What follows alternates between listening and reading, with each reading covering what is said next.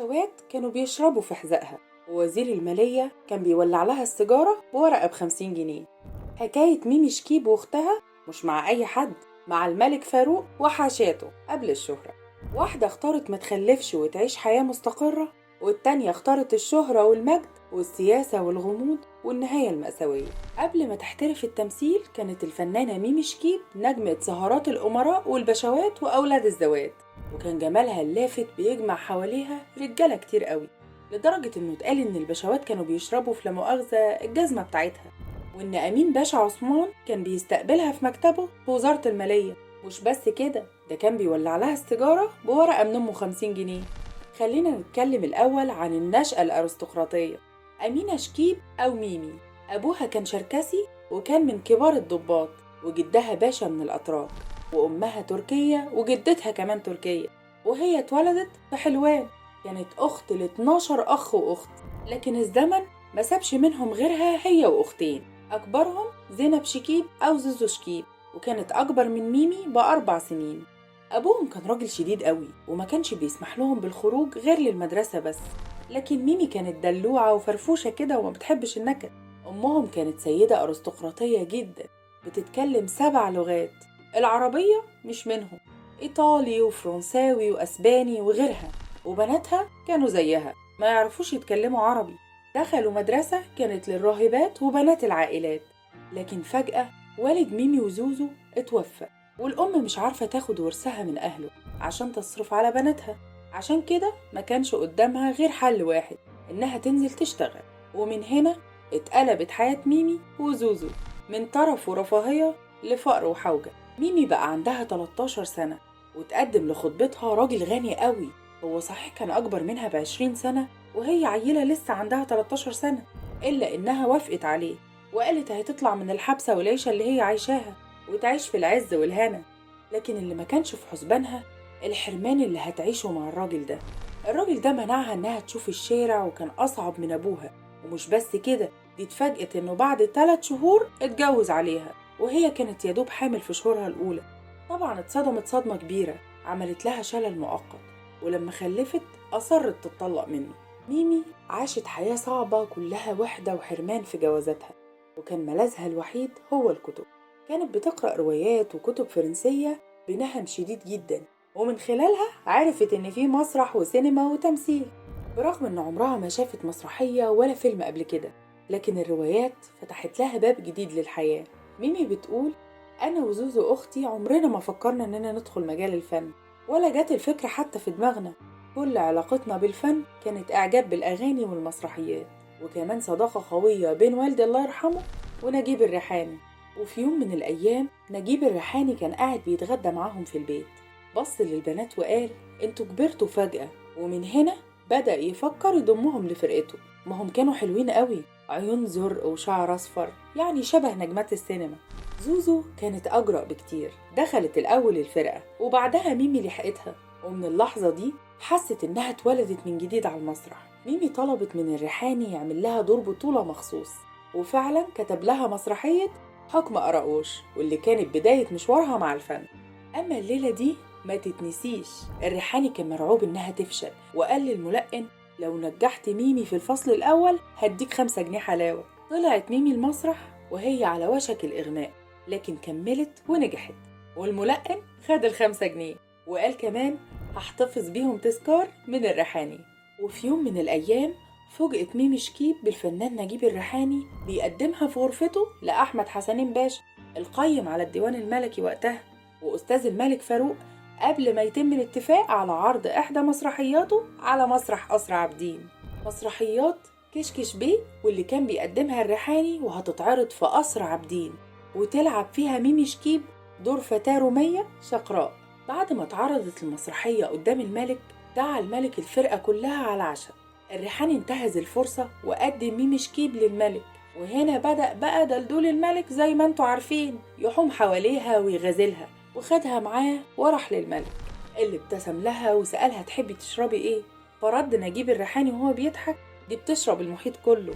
وده طبعا لأنها كانت بتحب الشرب من كل الأنواع.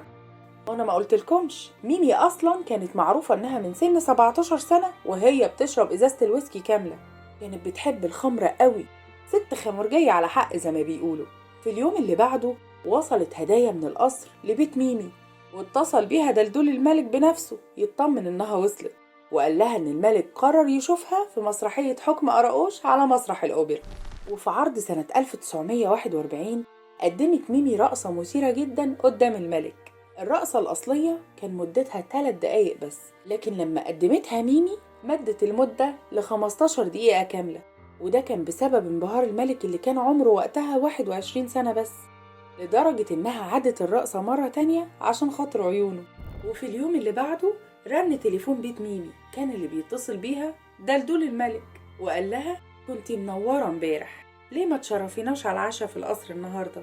ميمي اعتذرت وقالت إنها رايحة اسكندرية عشان افتتاح موسم الصيف، لكن بعدها وصلها ظرف فيه إيجار شقة هناك هدية من الملك، واللي فاجئها وزارها بنفسه متخفي وقعد تحت رجليها يغزلها. اللي يلفت النظر إن ميمي في الفترة دي ما كانتش لسه نجمة كبيرة، لكن علاقاتها دي فتحت لها أبواب كتيرة قوي، وساعدتها تصعد بسرعة وتبقى واحدة من الأسماء البارزة في الوسط الفني. وعاشت حياتها بالطول والعرض، وكانت بتعشق الحفلات والرقص والسهر. وهنا بقى بدأت تطلع حواديت وإشاعات كتير عن علاقة ميمي بأحمد حسنين، لدرجة إن الملكة نازلي هددتها بالقتل، وده لو ما بعدتش عنه. فميمي قالت وعلى إيه، أنا أخدها من قصرها وأبعد عنه، بلاش وجع دماغ. وبدأت علاقة جديدة مع واحد تقيل قوي وباشا كبير، غرقها بالهدايا، وبقت سيرة ميمي على كل لسان، وما كانش قدامها غير إنها تتجوز. وفعلا اتجوزت أحد الأثرياء، لكن للأسف الجوازة دي ما طولتش، وده كان بسبب غيرته الشديدة عليها، لحد ما اتطلقوا ورجعت ريما لسهراتها القديمة. بعدها قابلت الفنان سراج منير، واللي كان راجل لذيذ قوي ومثقف وبيحبها، برغم ان تقدم لها قبله ناس كتير الا انها ارتاحت له جدا، بس عقدة جواها من جوازها الاول كانت بتخليها ترفض، لحد ما الريحاني نفسه قال لها سراج مناسبلك، فنان ومثقف ومش هيقف في طريقك. اتجوزته سنة 42، ورغم رفض أهلها حضور الفرح إلا إنها اتجوزته، وعاشوا مع بعض 15 سنة في تفاهم وود، لحد ما فجأة مات سراج منير. سراج منير مات سنة 57 بسكتة قلبية، وساعتها ميمي حزنت عليه جدا ومتجوزتش من بعده، وقالت تشغل نفسها بالناس وفتحت بيتها للسهرات والحفلات من تاني. أما بقى حياة زوزو الشخصية فكانت مختلفة تماما عن أختها. اتجوزت عزيز صادق وعاشت معاه 22 سنة في هدوء، ولما اتسألت في حوار صحفي عن حياتها الزوجية ردت بكل ثقة: أنا أسعد زوجة في العالم، عمري ما اختلفت مع جوزي، حياتنا كلها قائمة على الثقة والهدوء والنظام. لكن الغريب في الموضوع كان قرارها إنها رافضة الإنجاب، ولما سألوها ليه قالت: أنا قلبي رقيق قوي، ما بطقش أشوف حتى كلبي مريض، بلف بيه على الدكاترة وأنا بعيط، أمال لو ابني تعب هبقى في انهيار، مش هقدر أتحمل ده. زوزو كانت شايفة إن مشاعر الأمومة عندها بتوزعها على كل الأطفال اللي تقابلهم، وبتعتبرهم ولادها وتغمرهم بالحب. أما دلوقتي فجينا لقضية الرقيق الأبيض، ودي أهم قضية حولت حياتهم خالص. بعد حرب أكتوبر ليبيا عملت هيئة للتنسيق بين مصر وليبيا. أيامها المخابرات المصرية لاحظت إن في راجل مهم قوي بيتردد على مصر بصفة مستمرة وبدون داعي. الراجل ده كان دراع قذافي اليمين واسمه عبد السلام، ولما حطوه تحت المراقبة سمعوا مكالمة بينه وبين القذافي، والقذافي واخد راحته على الآخر قاعد يشتم في بنات السادات.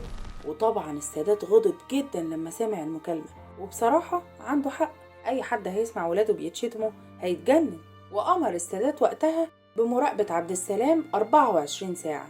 وهنا بقى لقوه بيتردد على شقة ميمي شكيب كتير جدا، ومش هو بس، هو وناس تقيلة قوي، سياسيين ورجال أعمال وأمراء وغيره، كريمة المجتمع زي ما بيقولوا. وسنة 74 اقتحم بوليس الآداب الشقة واتقبض على كل اللي فيها، فنانات وشابات كلهم حلوين قوي.